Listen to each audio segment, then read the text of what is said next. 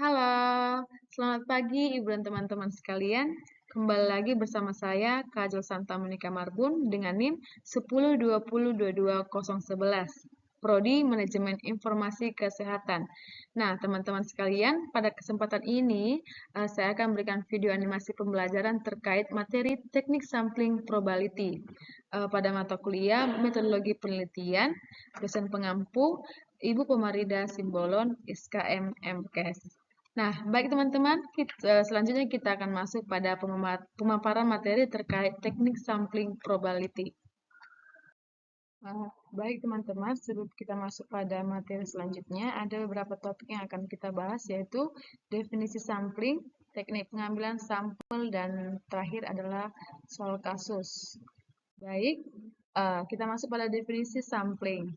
Teknik pengambilan sampel atau teknik sampling adalah suatu cara mengambil sampel yang representatif atau benar-benar dapat mewakili dari populasi dan dapat menggambarkan keadaan populasi yang sebenarnya. Menurut Sugiono, teknik sampling adalah teknik pengambilan sampel, di mana sampel adalah bagian dari jumlah dan karakteristik yang dimiliki oleh populasi. Sampel yang diambil dalam teknik sampling sesuai dengan jumlah besarnya sampel yang akan digunakan dalam penelitian. Sejumlah sampel tersebut adalah bagian dari populasi yang akan mewakili karakteristik dari suatu populasi yang ada dalam penelitian. Dikutip dari Laslo tahun 2021. Baik teman-teman, pengertian sampling atau metode pengambilan sampel menurut penafsiran beberapa ahli, beberapa diantaranya ada sebagai berikut. Yang pertama, teknik sampling adalah teknik pengambilan sampel yang dikutip pada Sugiono tahun 2001. Lalu yang kedua, teknik sampling adalah cara untuk menentukan sampel yang jumlahnya sesuai dengan ukuran sampel yang akan dijadikan sumber data sebenarnya dengan memperhatikan sifat-sifat dan penyebaran populasi agar diperoleh sampel yang representatif, dikutip dari Margono tahun 2004. Nah, jadi yang kedua itu adalah populasi memiliki pola peraturan seperti kotak-kotak atau pola rumah-rumah pada suatu ruas jalan. Nah, untuk metode pengambilan sampel acak sistematis menggunakan interval dalam memilih sampel penelitian. Misalnya, sebuah penelitian membutuhkan 10 sampel dari 100 orang, maka jumlah kelompok intervalnya adalah 100, di mana 100 ini adalah sampel dari 100 orang dibagi 10. Jadi 10 ini adalah membutuhkan 10 sampel.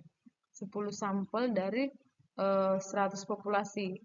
Lalu dibagi sama dengan 10. Selanjutnya responden dibagi ke dalam masing-masing kelompok lalu diambil secara acak tiap kelompok.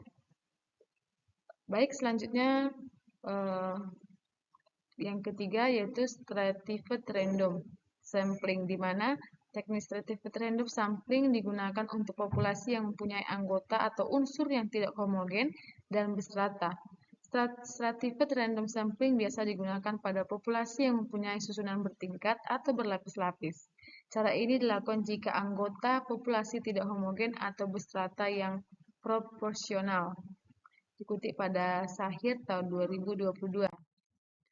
Jadi teman-teman di sini pada Chaucer tahun 1977 menguraikan beberapa alasan prinsip untuk penggunaan teknik stratified, yaitu yang pertama, jika data diketahui ketelitian yang diinginkan untuk subkelompok tertentu dari populasi, ada baiknya memperlakukan setiap subkelompok sebagai suatu populasi tertentu. Yang kedua, sistematis administrasinya lebih baik bila dibandingkan dengan sampel acak sederhana, di mana penelitian dapat menggunakan kantor-kantor cabang dinas atau yang berada di kota dan di desa, sehingga peneliti mampu mengawasi sampel sebagai bagian dari populasi. Yang ketiga, masalah penarikan sampel dapat berbeda-beda dalam bagian populasi yang berbeda. Dengan populasi manusia, orang-orang yang hidup dalam adat kebiasaan di kota seringkali ditempatkan pada lapisan yang berbeda dengan orang-orang yang tinggal di desa. Karena pendekatan yang berbeda untuk penarikan sampelnya adalah sesuai untuk dua keadaan tersebut. Dalam penarikan sampel siswa pada data di atas, kita dapat memperoleh sebuah daftar dari lokasi yang terpisah atau kota dan desa. Yang keempat, Pelapisan dapat menghasilkan suatu manfaat dalam ketelitian perkiraan dari karakteristik seluruh populasi. Hal ini memungkinkan untuk membagi sebuah populasi yang heterogen menjadi subpopulasi dengan setiap subpopulasi yang homogen. Di mana langkah-langkah yang dilakukan dalam penggunaan teknik penarikan sampel acak berlapis atau stratified random sampling adalah yang pertama, populasi dipecah atau dibagi menjadi populasi yang lebih kecil atau disebut dengan stratum. Yang kedua, stratum dibentuk sedemikian rupa sehingga setiap stratum homogen atau relatif homogen. Yang ketiga, dari setiap stratum kemudian diambil sampel secara acak-acak dan dibuat perkiraan untuk mewakili stratum.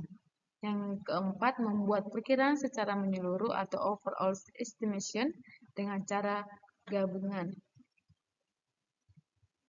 Nah, selanjutnya kita masuk pada teknik yang keempat, yaitu cluster random sampling, di mana teknik sampel secara berkelompok, pengambilan sampel jenis ini dilakukan berdasar kelompok atau area tertentu. Tujuan metode cluster random sampling antara lain untuk meneliti tentang suatu hal pada bagian-bagian yang berbeda di dalam suatu instansi. Cluster random sampling atau pengambilan sampel secara berkelompok atau daerah ini digunakan apabila populasi yang cukup besar sehingga perlu dibuat beberapa kelas atau kelompok. Nah, ada dua kelebihan dari teknik sampel yaitu cluster sampling itu yaitu yang pertama, tidak diperlukan frame yang berisi list dari unit elementer, tetapi juga dengan list dari cluster saja. Yang kedua, andaikan ada frame yang terdiri dari list unit elementer, cluster sampling jauh lebih murah dibandingkan dengan stratified random sampling atau sampel acak sederhana. Di mana kelemahannya juga ada pada teknik cluster random sampling ini ya teman-teman, yaitu derajat efisiensi yang ditinjau dari segi peluang membuat error akan lebih banyak pada cluster sampling dibanding dengan stratified random sampling. Karena dalam cluster sampling, unit elementer yang terpilih ada kalanya berdekatan, sehingga informasi yang diberikan tidak cukup representatif dibandingkan dengan informasi dari unit elementer yang cukup berbencar pada stratified sampling. Nah, selain itu, ada dua kelebihan dari cluster sampling, yaitu yang pertama, tidak diperlukan frame yang berisi list dari unit meter.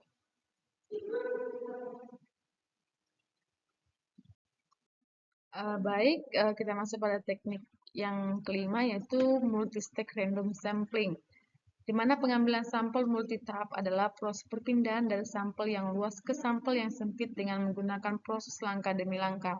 Tujuan utama dari multi-step sampling adalah untuk memilih sampel yang terkonsentrasi di beberapa wilayah geografis, di mana yang dapat menghemat waktu dan biaya.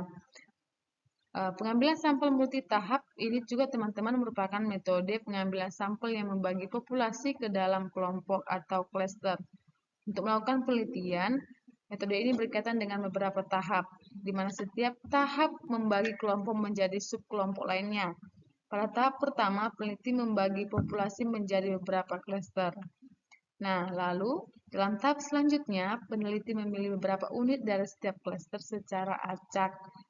Di tahap berikutnya yaitu peneliti membagi unit-unit yang dipilih menjadi subkelompok lainnya dan memilih beberapa unit dari setiap subkelompok secara acak. Dengan demikian, pengambilan sampel multitahap memungkinkan peneliti untuk memperoleh data yang lebih akurat dan lebih representatif dari populasi yang diteliti.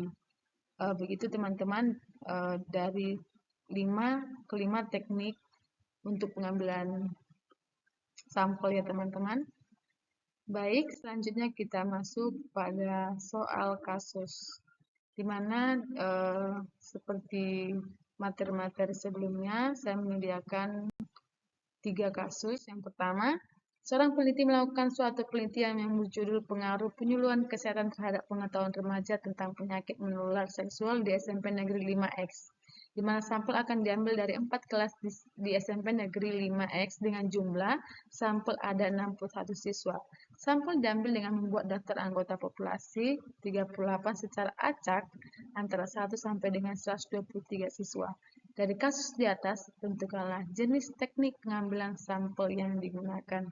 Nah, Baik teman-teman, jadi dari kasus yang sudah tersedia ini, jawabannya adalah systematic random sampling ya teman-teman. Mengapa? Mari kita bahas. Nah, jadi teknik penarikan sampel acak sistematis adalah teknik pengambilan sampel berdasarkan urutan dari anggota populasi yang telah diberi nomor urut, di mana teknik pengambilan sampel ini hampir sama dengan teknik sampel acak sederhana. Hanya unsur pertama sampel saja yang dipilih secara acak, sedangkan unsur-unsur selanjutnya dipilih secara sistematis menurut pola tertentu. Di mana sampling sistematis adalah bentuk sampling random yang mengambil elemen-elemen yang akan diselidiki berdasarkan urutan tertentu dari populasi yang telah disusun secara teratur. Nah, seperti yang sudah kita jelaskan tadi teman-teman, bahwasannya kasus yang pertama itu memang eh, sangat berkaitan pada teknik sampling system ini. Baik teman-teman. Nah, baik teman-teman, selanjutnya kita masuk pada kasus yang kedua, di mana seorang peneliti melakukan suatu penelitian yang berjudul Kepuasan Pengguna Rekam Medis Elektronik berdasarkan metode End-User Computing Certification di Rumah Sakit Y. Sampel dalam penelitian ini adalah petugas pendaftaran rawat inap, perawat di ruang rawat inap, dan petugas rekam medis yang ada di Rumah Sakit Y. Di mana cara pengambilan sampel dengan teknis sampel random, yaitu subjek yang akan dijadikan sampel dibuat nomor urut dalam kertas sebanyak 13 nomor untuk petugas pendaftaran rawat inap, 172 nomor untuk perawat di ruang rawat, dan 11 nomor petugas rekam medis. Lalu, masing-masing nomor tersebut digulung berdasarkan kelompok, yaitu kelompok petugas pendaftaran rawat inap, kelompok perawat, dan kelompok petugas rekam medis. Setelah itu, pada satu kelompok diambil kertas secara acak berdasarkan jumlah sampel yang telah ditentukan peneliti, sehingga diperoleh nomor acak dari kelompok pendaftaran 3 orang, di mana kelompok perawat 43 orang dan kelompok rekam medis 3 orang. Nah, kita masuk ke pertanyaannya. Di mana pertanyaannya adalah, dari kasus di atas, tentukanlah jenis teknik pengambilan sampel yang digunakan. Sudah sangat jelas sekali ya teman-teman, ini kasusnya sangat banyak penjelasannya. Jadi menurut kasus yang nomor 2 ini, jawabannya yaitu adalah C. Stratified random sampling. Mengapa? Mari kita bahas. Nah, jadi teknik stratified random sampling digunakan untuk populasi yang mempunyai anggota atau unsur yang tidak homogen dan berstrata. Stratified random sampling biasa digunakan pada populasi yang mempunyai susunan bertingkat atau berlapis-lapis. Di mana cara ini dilakukan jika anggota populasi tidak homogen atau berstrata yang proporsional.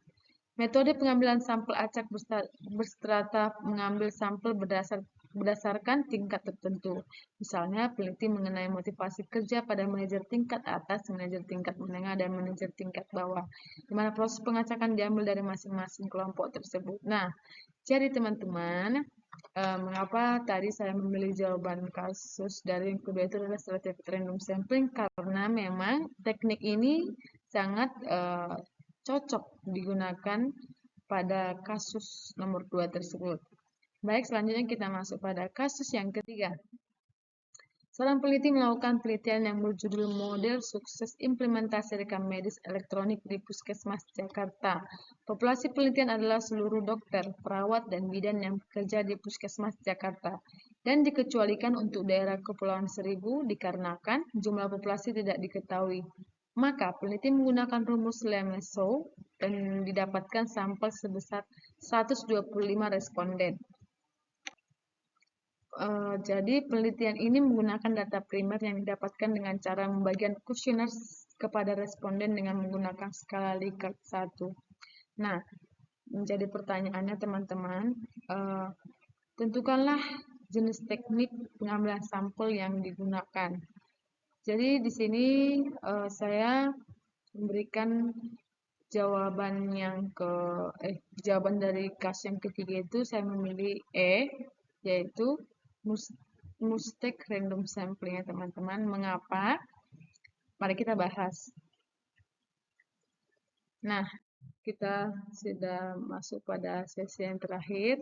Jadi demikianlah teman-teman pada pemaparan materi dan soal kasus yang dapat saya berikan, saya sampaikan. Jadi teman-teman sekalian, apabila ada kata yang salah atau pengucapan kalimat yang tidak tepat, saya meminta maaf ya teman-teman. Semoga video animasi pembelajaran ini dapat bermanfaat bagi kita semuanya. Terima kasih. Salam Santa Elizabeth.